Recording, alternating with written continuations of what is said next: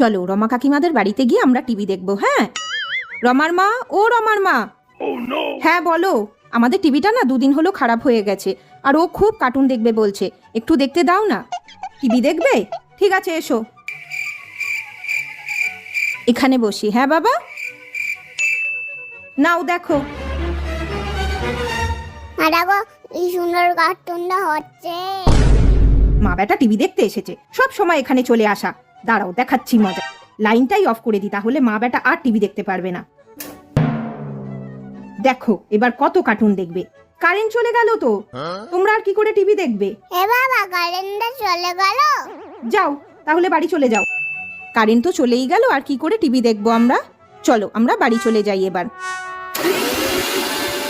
মিক্সিটা চলছে, তার মানে কারেন্টটা ছিল, ইচ্ছা করে বন্ধ করে দিল, বুঝলি তো বাবান। চলো আমাদের যখন টিভি ঠিক হবে আমরা তখন দেখবো। হ্যাঁ।